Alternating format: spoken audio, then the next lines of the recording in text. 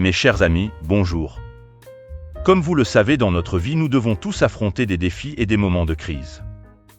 Il peut s'agir de la perte d'un être cher, d'une rupture ou d'un échec professionnel.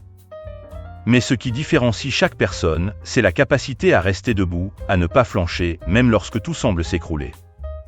L'aptitude à rester debout face à l'adversité repose sur plusieurs piliers essentiels. Je vous propose de passer ceci en revue. Je pense qu'il faut citer tout d'abord la solidité mentale. La solidité mentale est sans doute l'un des aspects les plus déterminants pour rester debout face à l'adversité.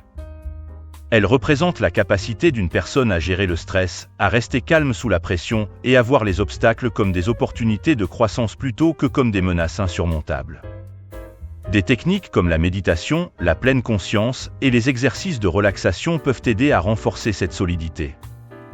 Mais au-delà des techniques, c'est souvent l'expérience des difficultés et la capacité à les surmonter qui renforcent notre mental.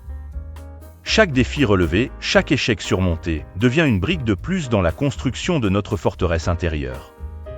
Disposer d'une forte solidité mentale offre aussi une importante capacité de résilience, laquelle correspond à la capacité de se relever après un échec. Ensuite, nous devons citer l'environnement familial. L'environnement familial joue également un rôle majeur puisqu'un individu entouré d'une famille aimante et soutenante est plus à même de rester debout lorsque tout s'écroule. La famille offre une base de sécurité, un refuge où l'on peut trouver réconfort et encouragement. Que ce soit des parents, un conjoint, des enfants ou même des amis proches qui deviennent comme une famille, ce cercle de soutien peut faire toute la différence. Les valeurs inculquées par la famille, comme le respect, la persévérance et le courage, sont des fondations sur lesquelles on peut s'appuyer en période de crise. Avoir quelqu'un à qui parler, quelqu'un qui croit en nous-mêmes lorsque nous doutons de nous-mêmes, est souvent la clé pour retrouver sa force intérieure. Nous devons aborder maintenant l'éducation. L'éducation ne se limite pas aux connaissances académiques. Elle englobe également les valeurs, les principes et les leçons de vie que nous avons acquis au fil des années. Une bonne éducation nous enseigne non seulement comment réussir, mais aussi comment échouer, comment se relever après une chute, et comment continuer à avancer même dans l'adversité. Des figures influentes comme des enseignants, des mentors ou même des livres inspirants peuvent nous fournir des perspectives et des stratégies pour affronter les moments difficiles. L'éducation nous offre des outils pour faire face aux épreuves de la vie. Nous devons maintenant évoquer les responsabilités familiales. Les responsabilités familiales, comme élever des enfants ou s'occuper de ses parents âgés, peuvent être une source de motivation puissante pour rester debout. Savoir que d'autres dépendent de nous peut donner un sens à notre vie et nous pousser à persévérer même lorsque tout semble perdu. Ces responsabilités renforcent notre détermination à ne pas céder. Nous pouvons également considérer la force de la religion.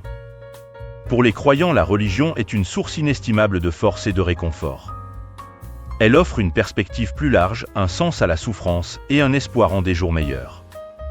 La foi peut fournir un ancrage solide lorsque les fondations matérielles et émotionnelles semblent vaciller.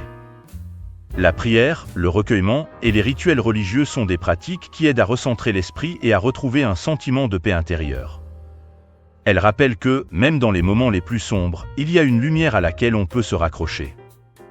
Ainsi, la capacité à rester debout face à l'adversité repose sur des piliers puissants, la solidité mentale, l'environnement familial, l'éducation, les responsabilités familiales et la religion. Mais ces mêmes éléments qui nous permettent de rester debout peuvent également nous aider à rester droit. En effet, rester debout et rester droit, bien que constituant des notions distinctes, disposent de points d'interconnexion.